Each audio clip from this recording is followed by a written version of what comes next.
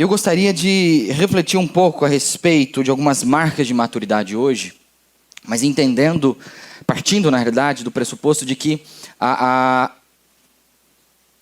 maturidade e a sabedoria, elas caminham de mãos dadas. De modo que é impossível ser sábio e imaturo. Da mesma forma como não é possível ser maduro e insensato, né? Então, maturidade e sabedoria são duas coisas que andam de mãos dadas. Hoje nós vamos refletir um pouco a respeito de sabedoria e maturidade, né? Encontrar algumas marcas de maturidade num dos maiores livros que nós temos na Bíblia que falam a respeito de sabedoria, né? Que é o livro de Jó. Então eu quero convidar você a abrir sua Bíblia lá em Jó, capítulo 32. Nós vamos meditar em alguns versos desde o capítulo 32 até o capítulo 37. Mas já deixa aberta aí sua Bíblia no capítulo 32. E eu gostaria de orar antes de nós começarmos aqui, antes de nós entrarmos na meditação dessa manhã aqui. Vamos orar?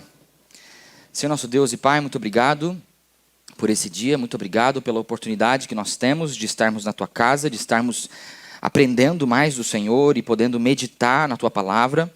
Quero pedir, ó Pai, que o Senhor possa, pelo Teu Espírito, iluminar o nosso entendimento para o que a Tua palavra tem a nos dizer nesta manhã. Que o Senhor possa edificar os nossos corações, que o Senhor possa nos ensinar a respeito de sabedoria e a respeito de maturidade nesta manhã. Que o Senhor faça isso apesar de mim mesmo e através também do Teu servo. Ó Pai, essa é a minha oração, em nome de Jesus. Amém. Amém. Nós vamos meditar um pouquinho no livro de Jó, e eu preciso, antes de nós entrarmos ali no capítulo 32 e entender como que nós chegamos no capítulo 32, né? Então vamos rapidinho dar uma olhadinha em toda a história. Essa história de Jó, ela é uma história que se passa num período muito, muito antigo. Ela não está dentro de uma ordem cronológica no cânon que nós temos, né, no Antigo Testamento. Provavelmente se passa lá no período dos tempos de Abraão, né? Ali naquela região próximo aonde é Israel. Talvez um pouco abaixo ali do Mar Morto, talvez um pouco mais perto do rio Eufrates, né? Mas é por aquela região num período muito, muito antigo, né? É um livro que ele foi registrado usando, na maior parte dele, o gênero da poesia, né? Isso é muito importante a gente saber. Existem muitos paralelismos aqui na escrita desse livro, né? Mas o livro conta uma história. E ele começa trazendo um prefácio a respeito do cara que tem o nome do livro, né? A respeito de Jó. Fala que Jó era um homem muito abençoado, um homem justo, né? Que vivia de acordo com os caminhos do Senhor, um homem que tinha filhos muito bons, né? Filhos que se reuniam nas casas uns dos outros, né? Ele diz que ele tinha 10 filhos, né? 7 filhos e 3 filhas.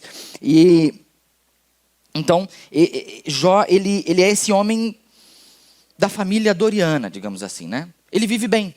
Deus abençoa ele porque ele é um homem também que vive nos caminhos do Senhor, né? Então Jó, ele vive muito bem, ele tem muitas posses, ele tem muitas coisas. Então, dado esse prefácio, a história ela se transporta para um cenário celestial, onde Satanás está rondando o mundo, e ele chega ali perto dos anjos, e fala com Deus, e Deus conversa com Satanás a respeito de Jó, e Deus que chama a atenção de Satanás para a vida de Jó. Ele fala, olha como Jó é bonzinho, olha como ele é fiel, olha como ele é um homem íntegro, né? E aí Satanás pega e fala assim, tá, mas tira as coisas que ele tem. Acredito que ele não se manterá mais íntegro assim, né? Então Deus permite que Satanás toque nos bens e nos filhos de Jó, a fim de provar que Jó permaneceria fiel, mesmo sem os seus bens, mesmo sem os seus filhos. E isso acontece. Jó, ele perde tudo, aparentemente, num piscar de olhos, conforme a história vai contando. É uma tragédia atrás da outra, né? Ele perde os seus bens, ele perde as suas casas, ele perde os seus animais, ele perde os seus filhos, né? Jó fica muito triste com isso. Jó não fica sorridente, Jó se entristece. Ele enfrenta um luto, ele rasga as suas roupas. Mas a resposta dele diante disso é muito positiva, apesar das circunstâncias, né? Jó, ele diz assim, nu saí do ventre da minha mãe. Ele diz isso lá em Jó, capítulo 1, versículo 21. Nu eu saí do ventre de minha mãe e nu eu voltarei para lá. Deus me deu, Deus tomou. Bendito seja o nome do Senhor, né?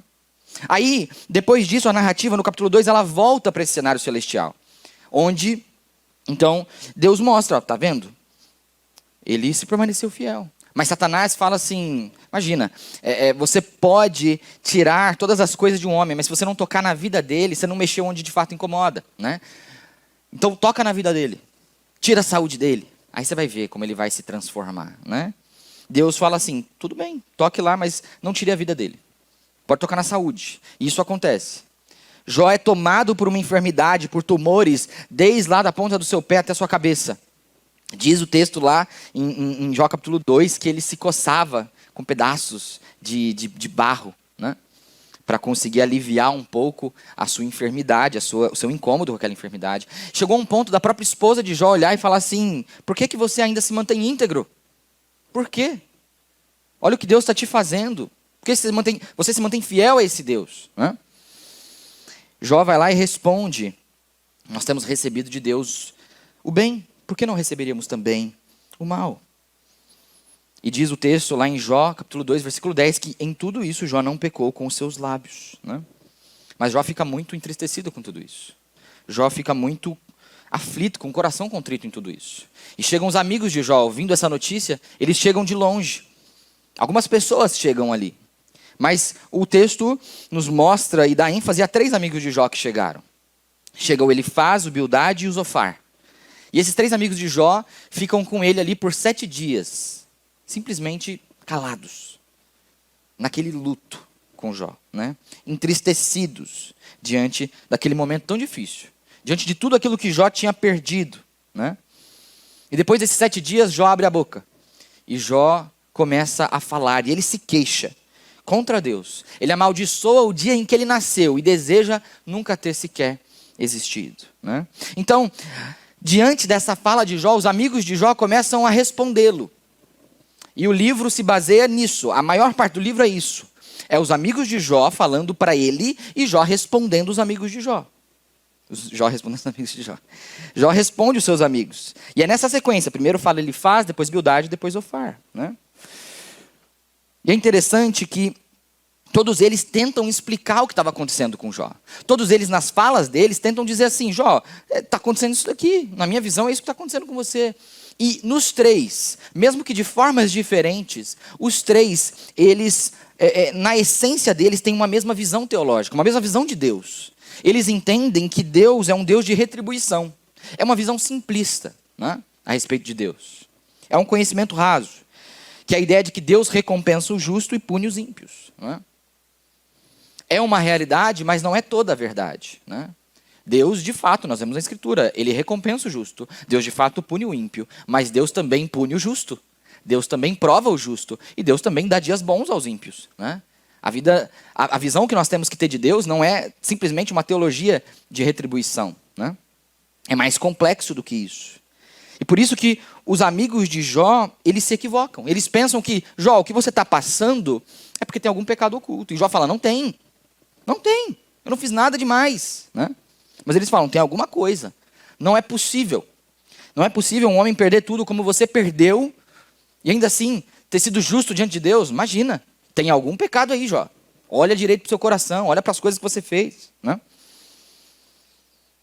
Mas os amigos de Jó, eles se equivocam ao pensarem que o que estava acontecendo com Jó era consequência de algum pecado oculto que ele não queria assumir. Né? Nós vemos lá no final do livro, no capítulo 42, que Deus de fato repreende esses amigos. Né? Porque eles têm uma visão errada de quem Deus é e do que Deus estava fazendo ali naquele momento. Mas é interessante, o que eu queria chamar a atenção para nós e que nós vamos refletir hoje é o que surge depois desses amigos. Porque os amigos eles vão numa sequência. Um fala, Jó responde, ele fica sem palavras. O outro fala, Jó responde e ficam sem palavras. O terceiro falou, Jó respondeu e ficaram sem palavras. E aí surge um espectador. O texto não diz que era um amigo de Jó, não trata ele como um amigo de Jó, mas diz que ele era alguém que estava ouvindo. Que estava ouvindo os 3, o Elifaz, Bildade e Zofar. E esse é o Eliú. Eliú surge lá no capítulo 32. E diz no início do capítulo 32 que ele é um jovem. Né? É uma pessoa mais jovem, é uma pessoa que conhece Deus e que ouviu tudo aquilo que estava sendo falado e ficou incomodado com aquilo tudo. Né? Mas o que nos chama a atenção, olhando para o que Eliú fala, é o zelo que ele tem e a reverência que ele tem. ele tem um zelo muito grande por Deus. Ele tem uma reverência muito grande a Deus e ele tem um respeito muito grande por Jó também, né? Ele fala de um jeito diferente. Ele tem uma fala mais equilibrada. E a fala de Eliú não é repreendida por Deus no final do livro. Deus não olha para Eliú no final do livro e fala: Eliú, você também cometeu erros nos seus entendimentos. Não. Eliú, ele cumpre um papel importante aqui no livro, porque ele prepara o caminho para o que Deus iria falar para Jó. Eliú, ele serve como um preparativo, a sua fala age como um importante preparativo para o que Deus iria falar para Jó a partir do capítulo 38. Né? E isso nos chama atenção. A fala de Eliú nos chama atenção. Eliú demonstra equilíbrio, ele demonstra respeito, ele tem uma perspectiva correta a respeito do sofrimento que Jó estava passando. E isso demonstra maturidade da parte de Eliú. E eu queria que nós olhássemos então, aqui para esses capítulos do 32 até o 37, olhar para alguns trechos e poder pensar 3 marcas que nós encontramos aqui, de maturidade, na fala de Eliú. Né?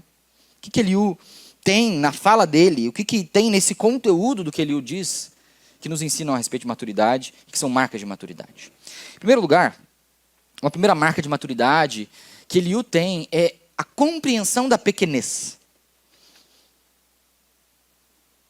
A forma como Eliú quer chamar a atenção de Jó mostra que ele entende a sua pequenez diante da grandeza de Deus. Né? Deus é muito grande. Fica muito claro isso. Na própria construção daquilo que Eliú está dizendo. Fica claro que ele caminha e vai mostrando, olha como Deus é muito grande. A gente vê isso lá no final da fala dele. Lá no capítulo 36 e o 37 também. O capítulo 36, o verso 26, se você quiser conferir na sua Bíblia, vai dizer que eis que Deus é grande, Eliú diz. E não o podemos compreender. Jó 36, 26.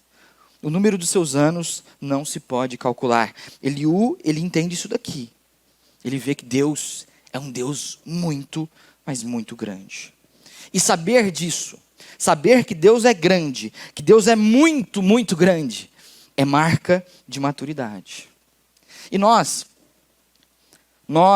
pessoas aqui hoje, no século 21, mas também as pessoas lá de trás, Jó, os amigos de Jó, tinham dificuldade com isso.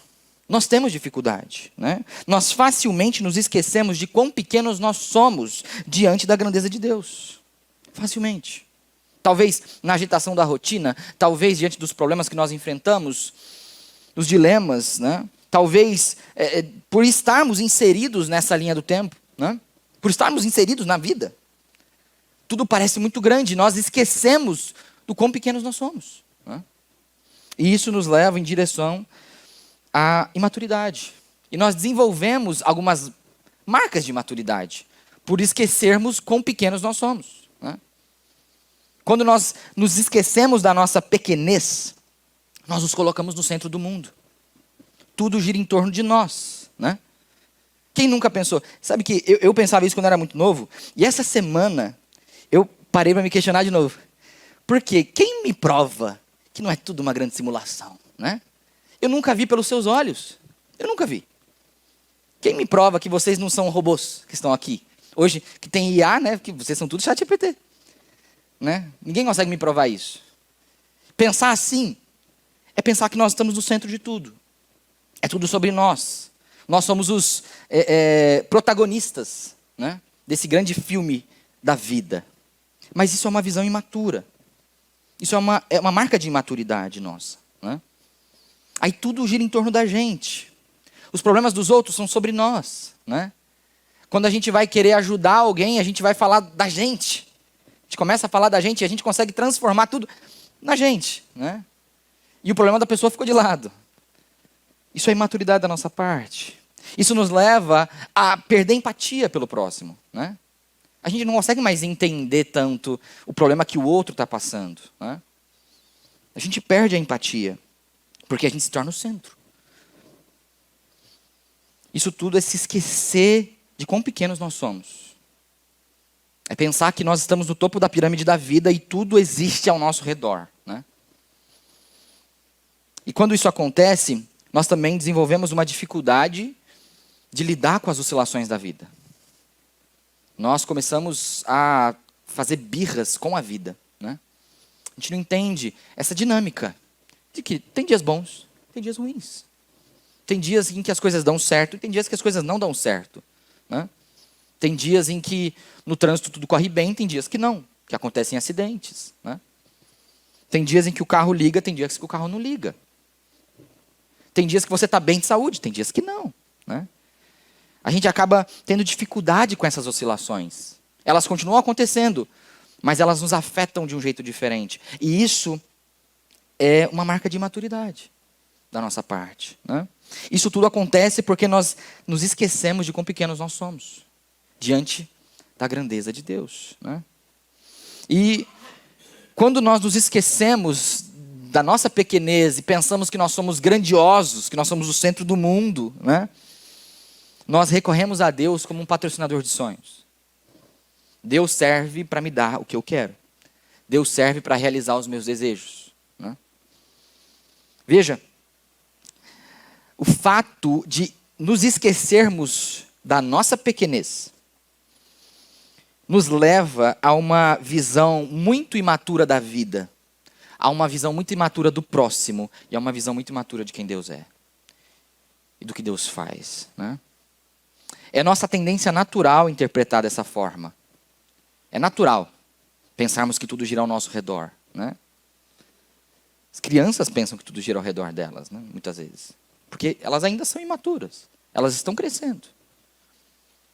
É natural. Só que nós precisamos olhar para a palavra de Deus, porque Deus revela a grandeza dele na palavra dele. Deus revela a grandeza dele na criação dele também, né? Os céus proclamam a glória de Deus, o firmamento declara a obra de suas mãos. E aqui em Jó, nas palavras de Eliú, nós vemos Eliú falar dessa grandeza de Deus. Veja lá no capítulo 37, os versículos 2 até 6. Ele diz assim, ó: ouça com atenção, Jó, o estrondo da voz de Deus, que da boca dele troveja. Ressoa pelos céus, os seus relâmpagos brilham em todas as direções. Depois vem o rugido de trovões, a voz tremenda de sua majestade. Quando ele fala, não a refreia. Verso 5, a voz de Deus é gloriosa no trovão. É impossível imaginar a grandeza do seu poder. Diz o verso 6, ele diz à neve, venha sobre a terra. Ele ordena a chuva, caia em torrentes. Pula comigo até o verso 10. Diz assim, o sopro de Deus envia o gelo e congela grandes extensões de água. Ele carrega de umidade as nuvens e espalha entre elas seus relâmpagos. As nuvens se agitam sob sua direção e cumprem suas ordens sobre a terra. Olha como que Deus é grandioso. Olha como que Deus é grande. A voz dele é como o trovão, né? Deus é muito grandioso. Tudo que existe está à disposição de Deus. Toda a obra criada por Deus está à disposição dele.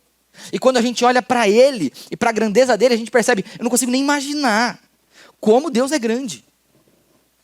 Talvez para a gente tratar da forma como parece mais exagerado, mas ainda assim deve ser pequeno diante da grandeza de Deus.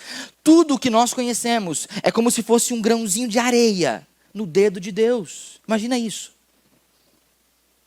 Tudo o que a gente conhece. Todos os planos que nós fazemos, né? Os anos que nós vivemos, que para nós são muitos. Tudo o que existe é como se fosse um grãozinho de areia na ponta do dedo de Deus, de tão grande que ele é, né? Deus é muito grandioso. Acredito que às vezes o que nós precisamos para demonstrar maturidade, para de fato agir com maturidade, é tirar os nossos olhos dos nossos problemas somente e olhar um pouco para a grandeza de Deus. Porque quando os nossos olhos estão nos nossos problemas, esses problemas são grandes. A gente se insere no problema e se torna uma coisa gigantesca, né? Uma coisa gigantesca. A gente precisa de perspectiva, da perspectiva dessa grandeza de Deus. Para Deus, esses problemas, que para nós são muito grandes, Para Ele tudo isso e tudo que nós conhecemos e toda a existência da humanidade, tudo isso é muito pequeno. Porque Ele é grandioso demais. Isso não é tentar tratar com insignificância, porque Deus não trata a sua criação, que é pequena diante dEle, com insignificância. Mas é olhar para a grandeza de Deus e compreender como nós somos pequenos. Né? Não pode girar tudo em torno de mim, porque eu sou pequeno demais. Eu giro em torno dEle. Eu orbito a presença de Deus. Né? E não Ele estando ao meu dispor e as pessoas estando ao meu dispor e tudo ser sobre eu resolver os problemas que eu tenho. Né? A gente tem que tirar os nossos olhos daquilo que parece imenso. Tirar os nossos olhos desses problemas do trabalho, que parecem muito grandes. Dos problemas em casa, que parecem grandes demais. Da fatura do cartão, que às vezes é muito grande. A gente tem que tirar os nossos olhos disso e olhar para a grandeza de Deus. Olhar para como Deus é grandioso. E colocar os nossos olhos na grandeza de Deus não é algo que simplesmente vai mudar a nossa mente, mas é algo que deve transformar o nosso coração. É impossível permanecer o mesmo diante de um Deus tão grandioso. É impossível. Deus transforma. A grandeza de Deus, ela transforma. Olha comigo o versículo 1 do capítulo 37. Eliú, antes de falar essas coisas, ele já está dizendo da grandeza de Deus. E olha o que ele diz. Diante disso, o meu coração treme e salta do lugar. O coração sente.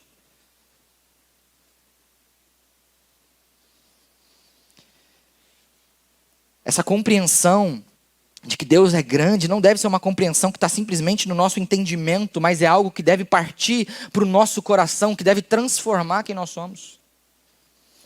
O fato de Deus ser grandioso demais, isso nos leva na direção da maturidade.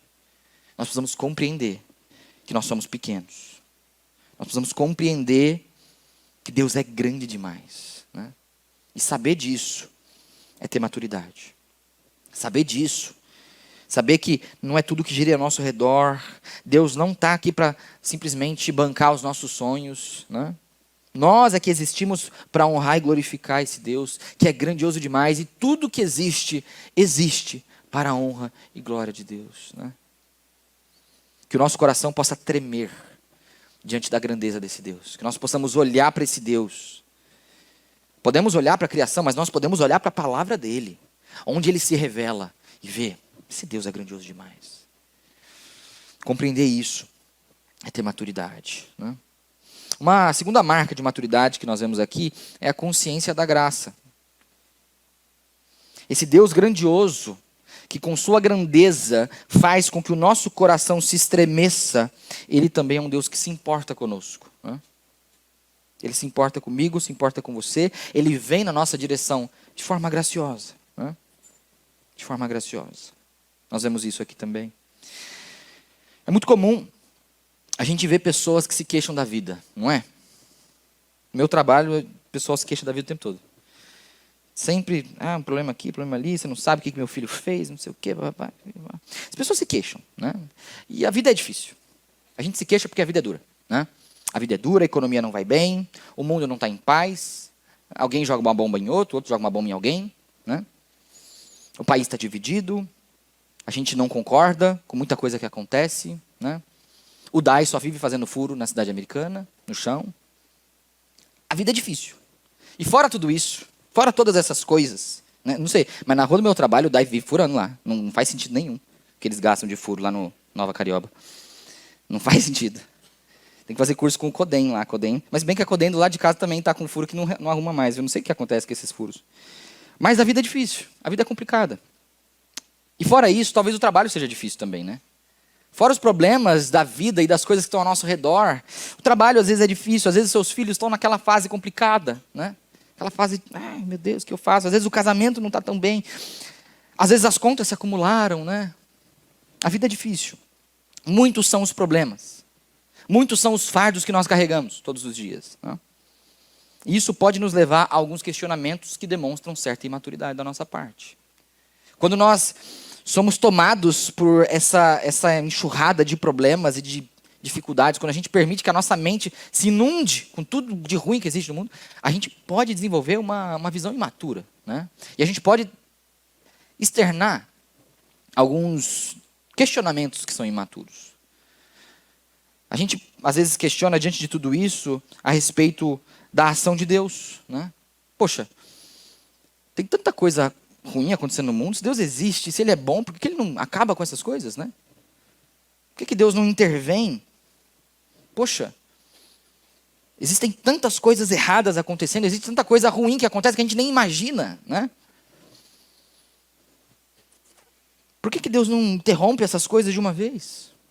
Podemos também perguntar, como que Deus pode ser bom se Ele me permite que o mal me aconteça, né? Porque a gente consegue viver ignorando alguns problemas que existem no mundo. Quando a gente se torna o centro, né? Tudo gira em torno da gente. Mas quando o mal acontece a nós, aí a gente se questiona também. Poxa Deus, como assim, cara? Sempre fiz tudo pro Senhor, sempre... É uma compreensão muito semelhante à dos amigos de Jó, né? De teologia da retribuição. Poxa, se está essa coisa ruim acontecendo comigo, o que acontece, Deus? O que eu fiz de errado? Né? Se o Senhor é bom, como é que você permite isso acontecer comigo? Né? O que eu fiz de errado para merecer essa vida cheia de problemas, nós nos questionamos. E os amigos de Jó têm questionamentos muito parecidos diante dos problemas. Né? Aconteceu alguma coisa, Jó. Jó, ele olha tudo isso, ele sempre responde se sentindo justo.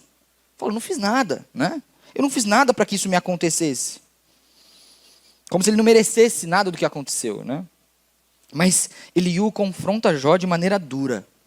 Lá no capítulo 34, os versículos 14 e 15. Olha o que Eliú diz. Ele fala assim, ó, desde o versículo 13. Ele diz assim, ó, quem lhe entregou o governo da terra? Jó. Quem lhe confiou o universo?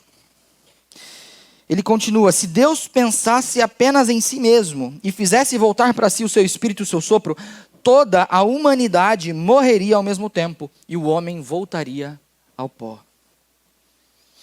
A realidade é que se Deus abandonasse a sua criação, como muitas vezes nós o acusamos de abandonar, toda a criação simplesmente deixaria de existir. Se Deus tivesse de fato criado o mundo e virado de costas para o mundo, tudo deixaria de existir. Tudo subsiste por causa dele, por causa do sopro dele, por causa da presença dele, por causa da vontade dele. Né?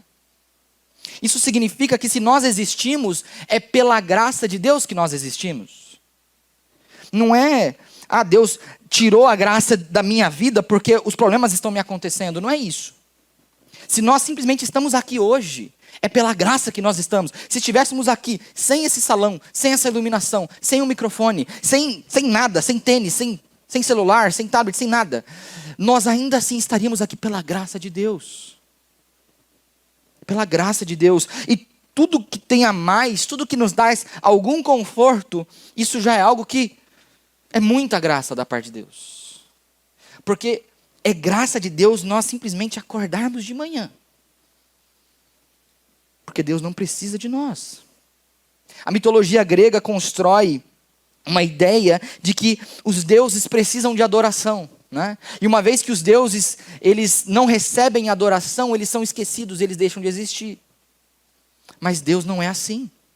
O nosso Deus não é assim. Ele não precisa da nossa adoração. Ele não deixa de existir se nós nos esquecemos dele.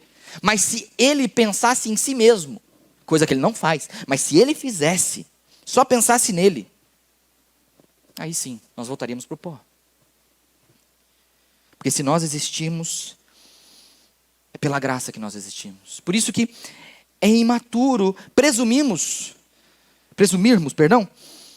que nós temos algum direito diante de Deus. É imaturo. É imaturo pensar que o carro que eu tenho, ele é um direito que eu tenho, que eu conquistei. Né? E quando Deus me tira esse carro, quando Deus dá problemas a esse carro, quando Deus tira a sua casa, Deus está te tirando um direito que você conquistou. Porque diante de Deus nós não temos direito nenhum. Tudo é pela graça. Se nós existimos, é pela graça que nós existimos. Se nós temos alguma paz e algum conforto, é pela graça que nós temos alguma paz e algum conforto. E quando Deus tira essas coisas, mesmo que como com Jó, Ele tirou ativamente. Ele falou, Satanás, pode arrancar fora. Se Deus fizer isso conosco, Ele não está sendo injusto. Porque nós não merecemos nada disso. Nós não merecemos nada disso. Deus poderia ter mandado Noé construir aquela arca, fechado a arca e trancado pelo lado de fora. Só os animais vão viver. Noé e sua família, vocês estão condenados com os demais. Ele poderia ter feito isso, ele não seria injusto, porque Deus estava punindo a humanidade pelo seu pecado. A humanidade se perverteu demais, né? Dessa forma, tudo é graça de Deus. Tudo é graça de Deus. Estarmos aqui hoje é graça de Deus. Acordar de manhã é graça de Deus. Poder ir no seu armário, pegar um café, fazer um café, isso é graça de Deus. Todas as coisas da nossa vida são pela graça de Deus, né? E nós temos que entender isso, porque é sinal de maturidade sabermos que nos dias bons e nos dias ruins, Deus continua sendo bom. Ele continua sendo gracioso, né? Tudo é graça. Toda a criação depende da graça de Deus para existir, né? Tudo. Se nós estamos aqui hoje, é pela graça que nós estamos aqui. E nós precisamos entender isso. Nos dias difíceis, Deus permite aquelas coisas que a gente bate o pé no chão, fica bravo, esperneia. Deus permite aquilo simplesmente para nos ensinar. Você não precisa de nada disso. É graça. É pela graça que você respira hoje. Se Deus quiser tirar o sopro de vida de você hoje, agora, a gente volta para o pó. Todo mundo morre. Se Deus simplesmente pensar nele mesmo, todos nós deixamos de existir. Mas Ele é um Deus bondoso. Ele é gracioso. E lembre-se disso. Quando está tudo ruim, quando tiver tudo ruim, quando todas as coisas estiverem desabando, quando for aqueles dias que uma coisa ruim vai acontecendo atrás da outra, né? Quebra um negócio aqui, aí na terça-feira quebra outra coisa ali, aí na quarta-feira dá um problema, aí na quinta-feira o filho fica doente, aí na sexta-feira você fica doente, né? Porque é sempre assim. Eu estou esperando a minha doença chegar. Ela está chegando. A Carol já ficou, o Tito já ficou. Eu estou burlando a doença, mas ela está vindo. Estou sentindo que ela vai derrubar. Fica esperto que ela vai derrubar. Mas vai vir. E quando vir, a gente precisa saber que Deus continua sendo bom. Como Jó disse lá no capítulo 2, versículo 10. Poxa, a gente recebe de Deus o dia bom. Por que não vamos receber o mal também, né? O mal também. E Deus continua sendo justo, porque Ele não nos deve nada, né? Isso é compreender essa graça de Deus. Isso é ter uma visão madura, é uma marca de maturidade, né? Em último lugar, olhando aqui para as falas de Eliú, lá no comecinho, no capítulo 32, a gente vê que ele tem conhecimento da essência humana. E é importante termos esse conhecimento a respeito da nossa essência, para alcançarmos a sabedoria e a maturidade que nós tanto buscamos, né? Comecinho aqui do capítulo 32 tem palavras que me chamam muito a atenção, principalmente ali os versículos 7 a 9, né? E sempre me chamaram muita atenção. O versículo 7 diz, pensei assim, que falem os que têm mais idade, que a multidão dos anos ensine sabedoria, né? Pulando para o versículo 9, porque o 8 a gente vai focar mais, mas o 9 diz assim, os de mais idade não são os que são sábios, nem são os velhos, os que entendem o que é reto, né? É muito curioso o que ele fala, e para mim sempre foi muito curioso, porque, não sei se você sabe, mas eu sou novo. Tem gente que acha que meu irmão João, que é do meio, é mais novo que eu. E eu tomo isso como um tipo de ofensa. Porque ele é mais velho, tá? Ele é 1 ano e 3 meses mais velho que eu. Só que eu acho que porque ele nada muito, ele se mantém um pouco mais em forma, né? Eu estou precisando de ajuda. Me liga aí. Depois eu vou falar, mas com o Fabiano. O Fábio me chamou a atenção que o Fabiano tá conseguindo aí. Eu vou falar com o Fabiano depois para ele me ajudar. Mas enfim, eu comecei muito novo no ministério. É isso que eu quero dizer. Eu comecei a operar no ministério pastoral no início de 2019. Eu tinha 20 anos de idade, né? E para mim era uma dificuldade muito grande. Era uma dificuldade conseguir entender o que Deus queria de mim exatamente. Conseguir entender como que eu poderia somar alguma coisa para a vida de pessoas que tinham, às vezes, 3 vezes a minha idade, né? E para mim foi uma dificuldade muito grande isso, né? Foi uma experiência bastante particular. E as palavras de Eliú, elas sempre ecoaram na minha mente. O fato de que é de Deus que vem essa sabedoria, né? Eliú, ele se identifica da mesma forma como eu me identificava e me identifico até hoje. Eu não sou tão velho assim. E Eliú é o mais jovem ali entre aquelas pessoas que estão falando, entre os amigos de Jó que estão falando, né? Ele é o mais novo. O que seria para a época talvez uma pessoa perto dos seus 30 anos, né? Era considerado ali antes dos 30 ainda, uma pessoa muito, muito jovem. Mas Eliú, no começo de sua frase, ele fala sobre essa fonte da sabedoria. Sobre essa fonte de maturidade, de fato, né? Isso é muito interessante. Ele diz lá no versículo 8, na verdade, há um espírito no homem, e o sopro do Todo-Poderoso lhe dá entendimento. Ou outras versões, lhe dá sabedoria, né? Eliú nos chama a atenção que a sabedoria, essa maturidade que nós estamos falando aqui, ela não é uma coisa inerente à pessoa. Não é uma coisa que está com a pessoa e outras não está. É algo que vem de outro lugar. Existe uma fonte de sabedoria, existe uma fonte de maturidade. E, resumindo, essa fonte é Deus, né? Essa sabedoria, essa maturidade, ela vem de Deus. Isso fica muito claro aqui. Esse texto, que é um texto poético, ele faz esse paralelismo, né? Ao dizer que, na verdade, há um espírito no homem e o sopro do Todo-Poderoso que lhe dá entendimento. Essas são duas unidades. Há um espírito no homem e o sopro do Todo-Poderoso. São, inclusive, palavras sinônimas na língua hebraica, né? Que a ideia do espírito na língua hebraica é a ideia do sopro, né? É algo soprado, é um vento. Algo que você sente, a ideia seria essa, algo que você sente, mas você não vê, né? E ele vai usar esses dois sinônimos, né? Para falar do espírito e para falar do sopro do Todo-Poderoso, né? A ideia de nós entendermos aqui é que ele quer nos chamar a atenção de que existe uma semelhança, mas que ao mesmo tempo existe uma distância, né? O homem, ele tem um espírito. Aqui ele não está indicando que o homem tem o Espírito Santo de Deus. Por quê? Porque senão ele estaria generalizando uma experiência espiritual, um tipo de reconciliação e conexão que o homem tem com Deus, que não tem por conta do pecado. Então ele quer chamar a atenção que o homem foi criado com um espírito. Deus soprou nele, né? Ele criou o homem do barro e ele sopra em suas narinas o fôlego de vida. E o homem deixa de ser simplesmente um ser físico, um ser somente material e se torna mais, né? Deus sopra um espírito dentro do homem que faz que ele se torne alma vivente, né? E aí, uma outra ideia, por isso que é importante a gente entender que é uma poesia, é um paralelismo. A outra ideia é de que é um sopro de Deus que dá sabedoria, né? É um sopro da parte de Deus, é algo que vem de Deus, que dá esse discernimento, que dá esse entendimento. O que Eliú está nos dizendo é que nós temos algo que veio de Deus, e Deus tem algo que nós precisamos, mas nós precisamos conectar essas duas coisas, né? É no espírito, nós temos um espírito, algo que é invisível e algo que passa esse corpo. Por isso que quando esse corpo ele morre, o espírito permanece, né? Alguns vão dizer que nós não somos um corpo que tem um espírito, mas nós somos um espírito, uma alma que possui um corpo, né? Que está aqui nesse corpo e que um dia esse corpo vai definhar e que Deus nos dará um corpo glorificado, né? Mas a ideia é que há necessidade de reconciliar essas duas coisas, para que possamos alcançar a sabedoria que nós tanto buscamos, né? A sabedoria tem a sua fonte no sopro do Todo-Poderoso, diz o texto.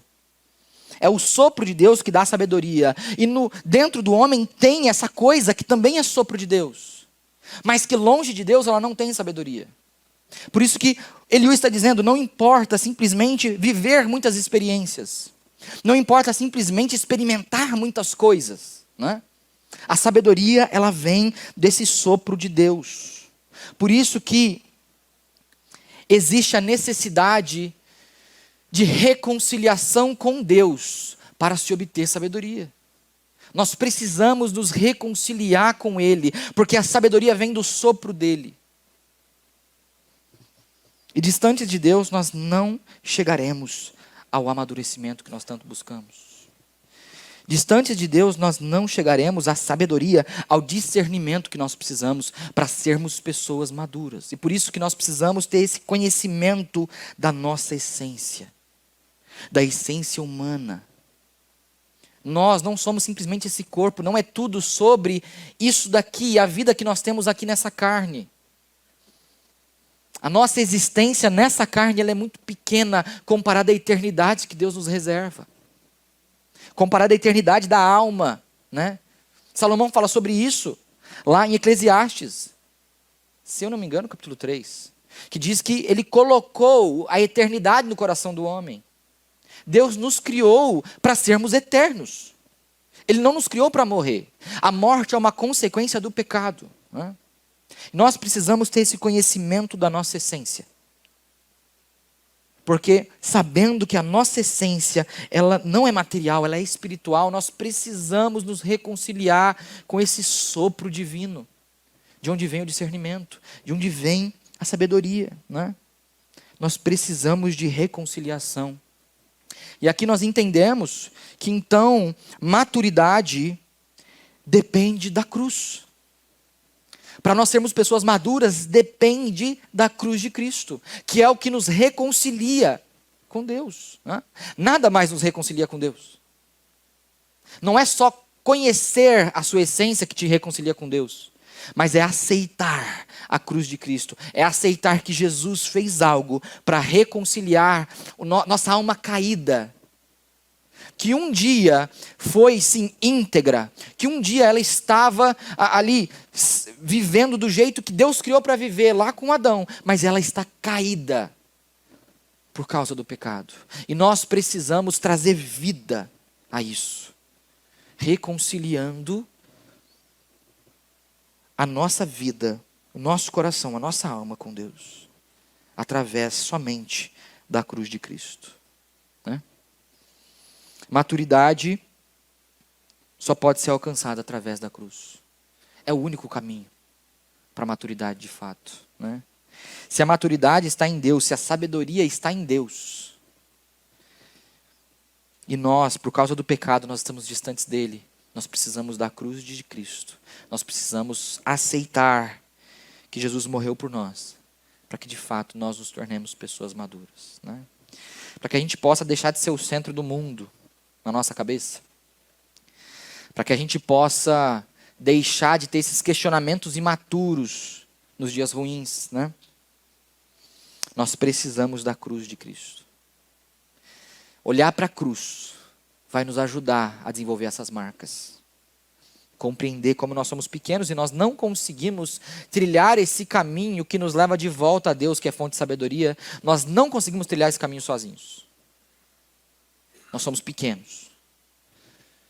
Nós precisamos da graça de Deus, e Deus é gracioso o tempo todo. Ele é gracioso no dia bom e no dia ruim, e Ele é gracioso na cruz de Cristo.